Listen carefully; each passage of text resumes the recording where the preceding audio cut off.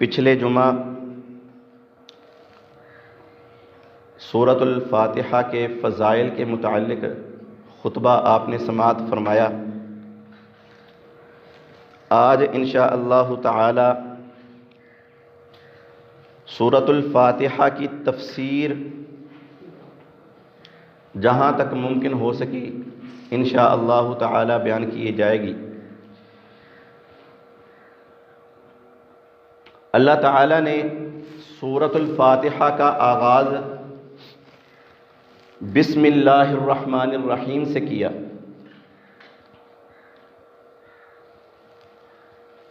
اس کے اندر اختلاف ہے کہ بسم اللہ الرحمن الرحیم سورۃ الفاتحہ کا باقاعدہ جز ہے یا نہیں ہے۔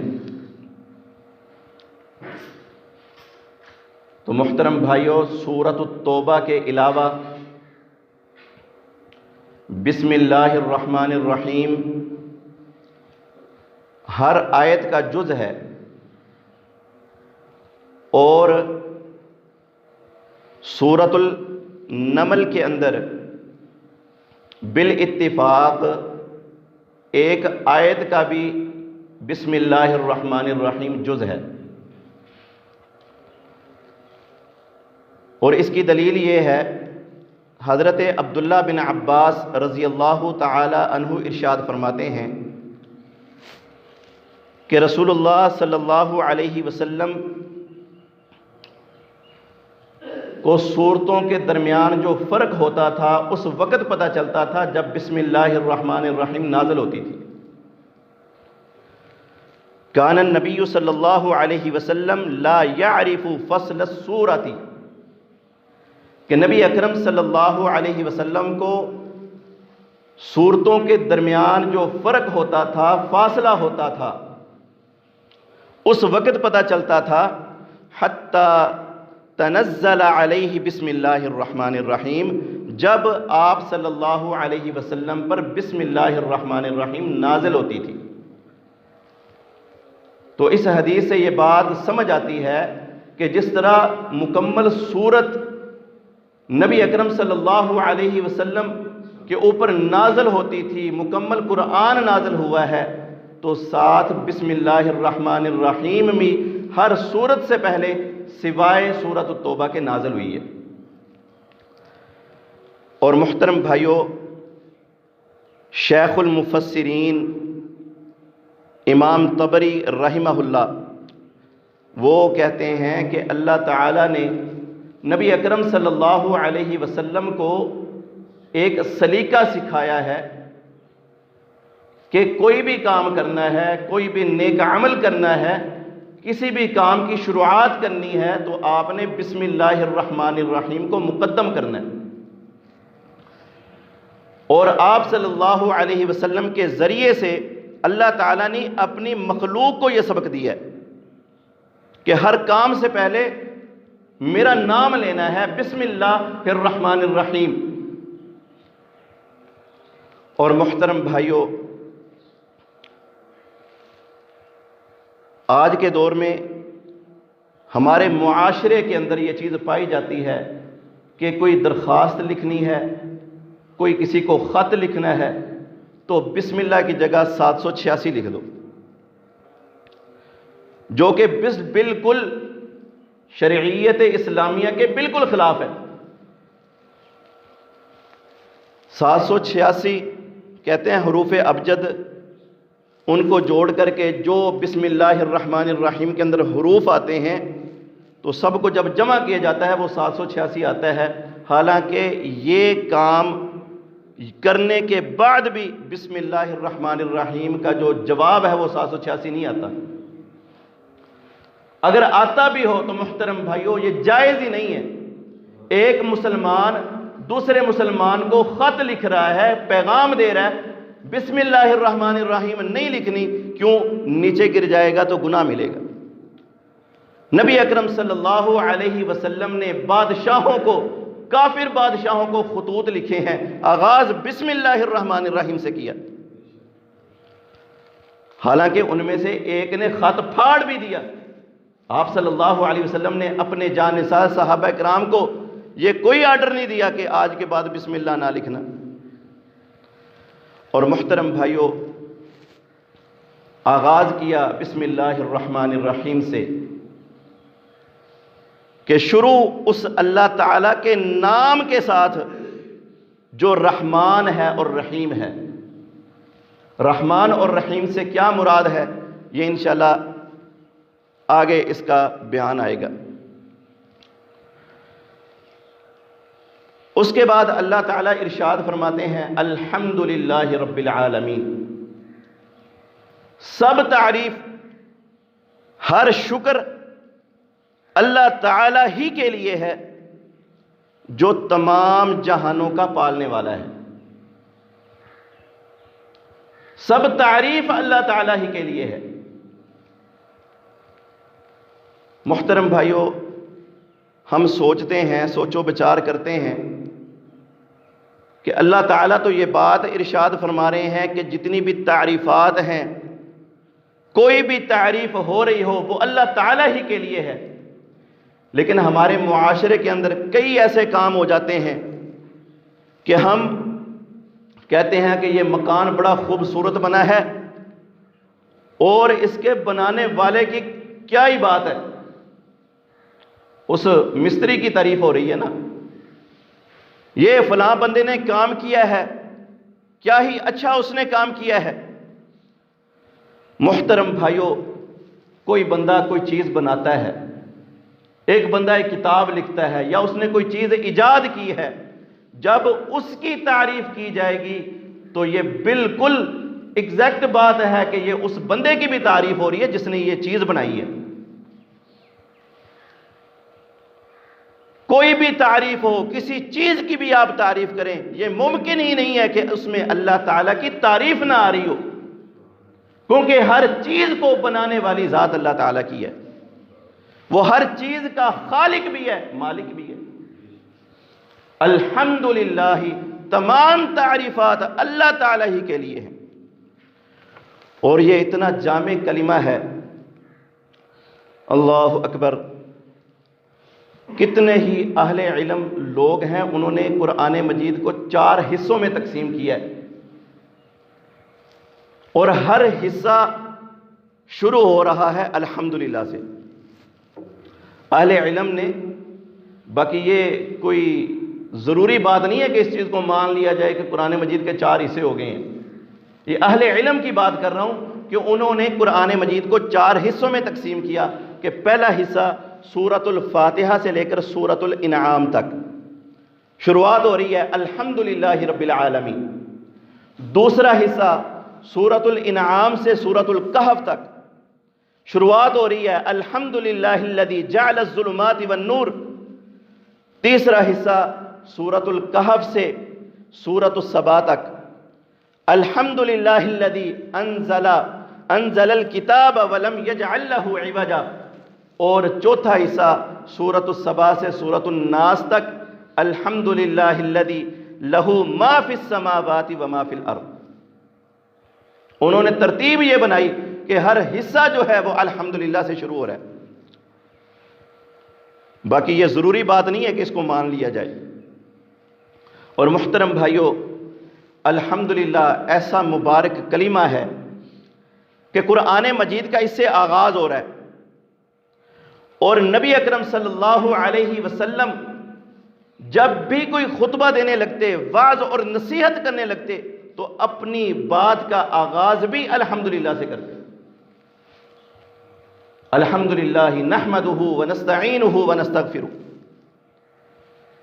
اور محترم بھائیوں، نبی اکرم صلی اللہ علیہ وسلم نے تعلیمات دی ہیں کہ کھانا کھایا ہے، کھانا کھانے کے بعد دعا پڑھنی ہے الحمدللہ الذی اطعمنی ھذا ورزقنی من غیر حول منی ولا قوہ۔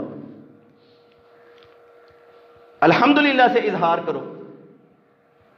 اور اسی طرح چھینک آتی ہے، نبی اکرم صلی اللہ علیہ وسلم کی تعلیمات ہیں، چھینک آتی ہے تو الحمدللہ کہو، اللہ تعالیٰ کا شکر ادا کرو، کیونکہ تمام تر تعریفات اللہ تعالیٰ ہی کے لیے ہیں۔ نبی اکرم صلی اللہ علیہ وسلم اپنے بستر کے اوپر آتے تو دعا پڑھتے، الحمدللہ الذی اطعمنا وسقانا وکفانا وآوانا، کہ تمام تعریفات اس اللہ تعالیٰ کے لیے ہیں جنہوں نے ہمیں کھلایا ہے، ہم کو پلایا ہے، وکفانا، وہ ہمارے لیے کافی ہو گیا ہے، وآوانا، اور ہم کو یہ جگہ دی ہے۔ فَكَم مِّمَّن لَا كَافِيَ لَهُ وَلَا مُوِيَ، کہ کتنے ہی لوگ ہیں کہ کوئی بھی ان کو کوئی کافی نہیں ہوتا اور ان کے لیے کوئی جگہ بھی نہیں ہوتی۔ مطلب کون لوگ؟ جو اسلام کے اندر داخل ہونے والے نہیں ہیں،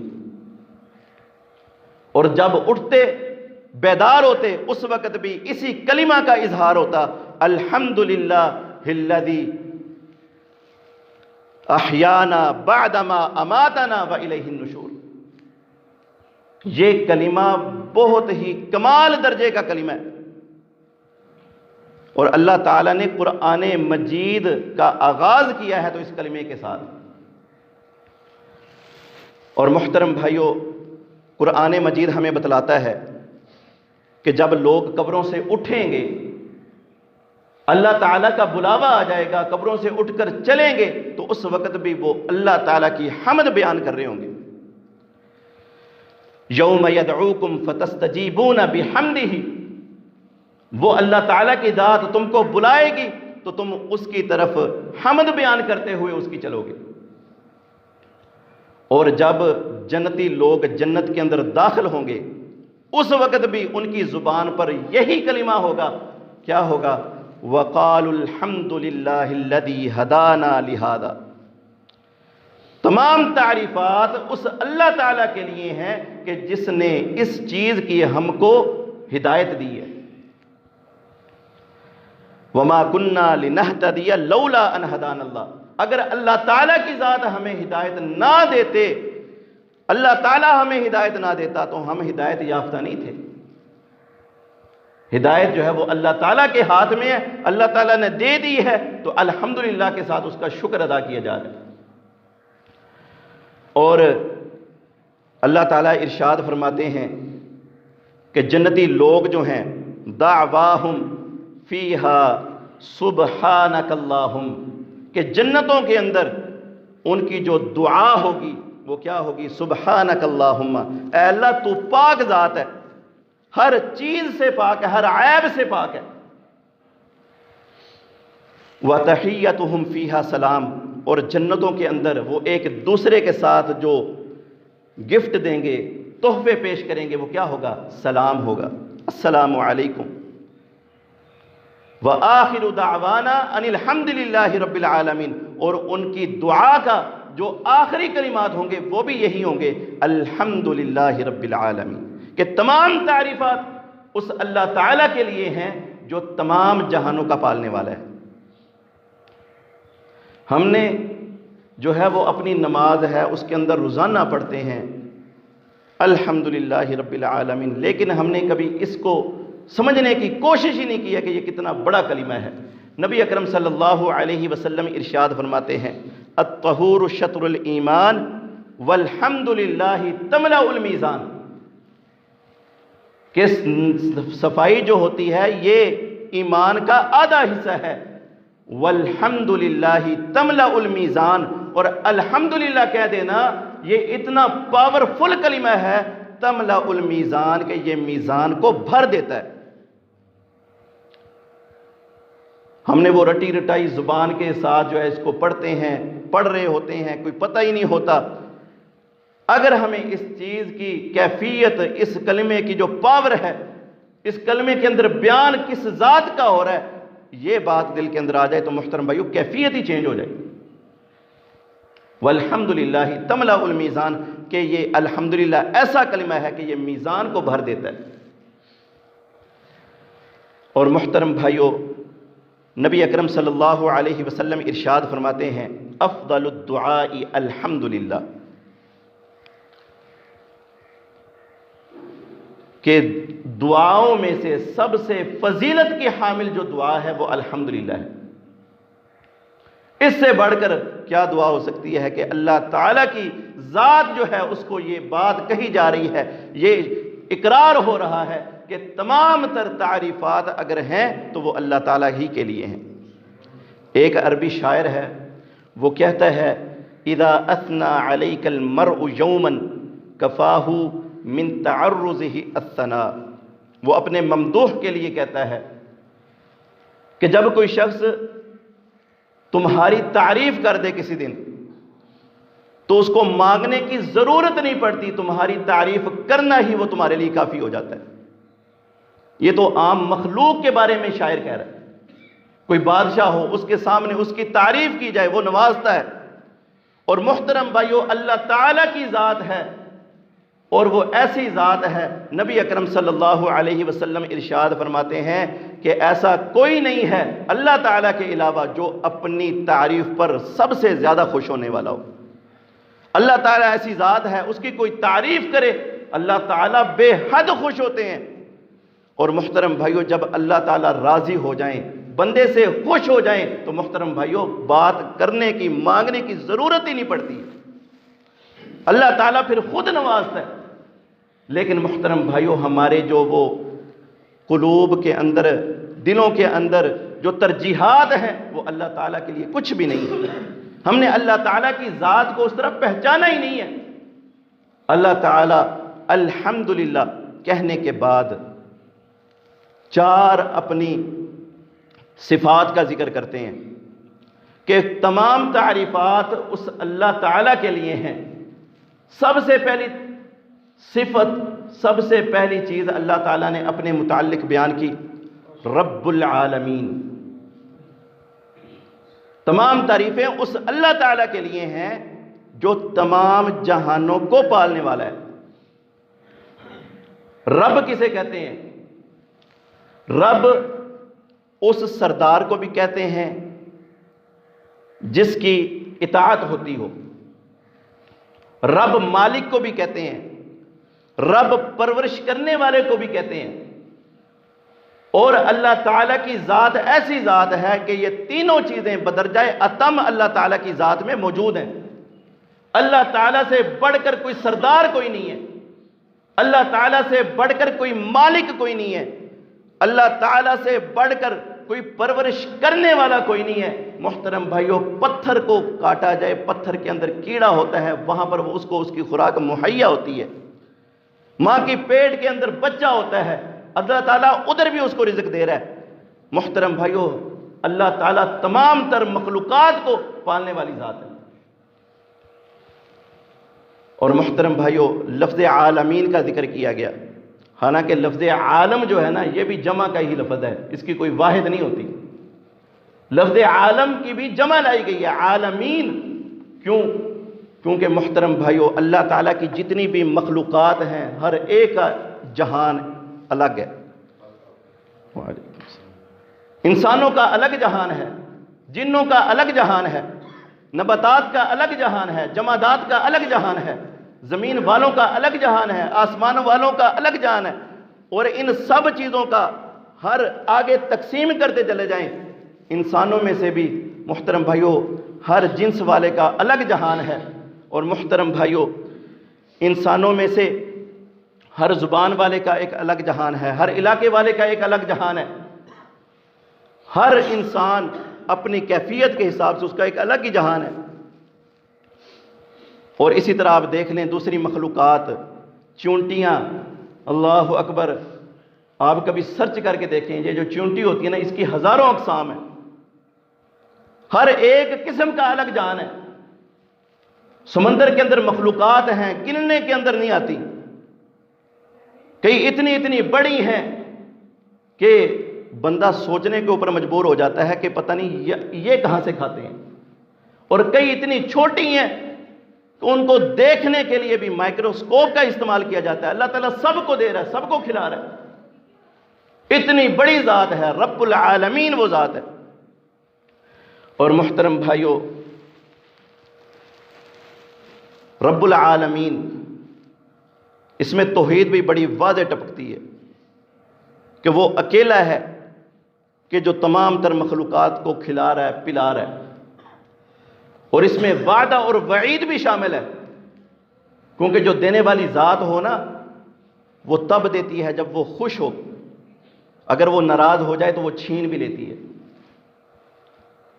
اللہ تعالیٰ نے یہ بات بالکل واضح کر دی ہے قرآن کے اندر کہ اگر تم میرے ذکر سے اعراض کرنے لگ جاؤ گے، میری باتوں سے منہ موڑ لو گے، میرے احکامات کو پیٹ کر کے گزر جاؤ گے، وَمَنْ أَعْرَضَ عَنْ ذِكْرِي فَإِنَّ لَهُ مَعِيشَةً ضَنْكَ، تو تمہارے لیے تمہاری جو معیشت ہے، تمہارا جو کاروبار ہے، تمہارا جو بینک بیلنس ہے، تمہاری جو زندگی ہے، یہ تنگ ہو جائے گی۔ وَنَحْشُرُهُ يَوْمَ الْقِيَامَةِ أَعْمَى، یہ تو دنیا کی بات ہے نا، آخرت کے اندر بھی نہیں چھوڑے جاؤ گے، قیامت کے دن بھی اٹھو گے تو پھر اندھے پن کی حالت کے اندر، آنکھیں دیکھتی نہیں ہوں گی۔ بہرحال اللہ تعالیٰ نے اپنی سب سے پہلی جو صفت بیان کی ہے الحمدللہ کے بعد، وہ ہے رب العالمین، کہ وہ تمام جہانوں کو پالنے والی ذات ہے، تمام جہانوں کی پرورش کرنے والی ذات ہے۔ اور آگے فرمایا الرحمن الرحیم، کہ وہ نہایت مہربان ہے، بے حد رحم کرنے والی ذات ہے۔ یہ دونوں مطالب ایک جیسے ہیں، لیکن محترم بھائیوں معنی کے لحاظ سے اس میں بہت بڑا فرق ہے۔ نظر آنے میں یہ ایسے ہی لگتے ہیں جیسے ایک جیسے ہی ہیں، رحمان کا بھی وہی مطلب ہے، رحیم کا بھی وہی مطلب ہے۔ حالانکہ جو صحیح بات ہے وہ یہ ہے کہ رحمان ایسا لفظ ہے کہ ایسا رحم کرنے والا ہے کہ دنیا کے اندر جتنے بھی لوگ ہیں اللہ تعالیٰ تمام پر رحم کرنے والی ذات ہے۔ مسلمان ہیں ان کو بھی دے رہا ہے، غیر مسلم ہیں ان کو بھی دے رہا ہے۔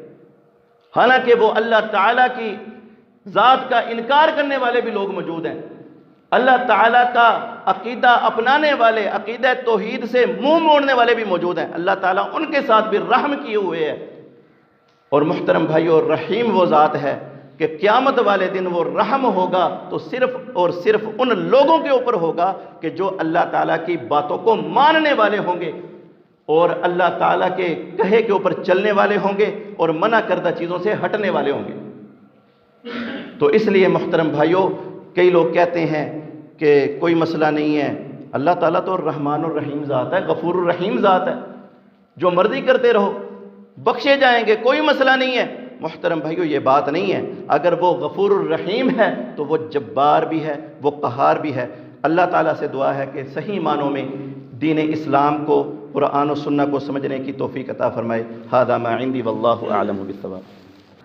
محترم بھائیو، اللہ تعالیٰ نے اپنی تعریف کرنے کے بعد 4 صفات اپنی بیان کی ہیں، جن میں سے اختصار کے ساتھ 3 بیان ہو چکی ہیں، اور چوتھی صفت جو ہے اللہ تعالیٰ فرماتے ہیں مالک یوم الدین، کہ وہ بدلے کے دن کا مالک ہے۔ اس میں ایک یہ بات بھی سمجھ لیں، مالک یوم الدین، یہ قرات بھی نبی اکرم صلی اللہ علیہ وسلم سے ثابت ہے، اور مالک یوم الدین یہ بھی ثابت ہے۔ مالک یوم الدین کا مطلب ہے کہ وہ بدلے کے دن کا مالک ہے، اور مالک یوم الدین وہ بدلے کے دن کا بادشاہ ہے۔ اور یہ دونوں چیزیں اللہ تعالیٰ کے لیے ہیں کہ قیامت کے دن کسی اور کی بادشاہت نہیں چلے گی۔ آج کل کے دور کے اندر بھی ہر جگہ پہ اپنی چودراہٹ لے کر کے بیٹھے ہوئے ہیں، ایک پنڈ کا کوئی اور چودھری ہے، دوسرے کا کوئی اور بڑا ہے، ملکوں کے حساب سے بادشاہتیں تقسیم ہوئی پڑی ہیں۔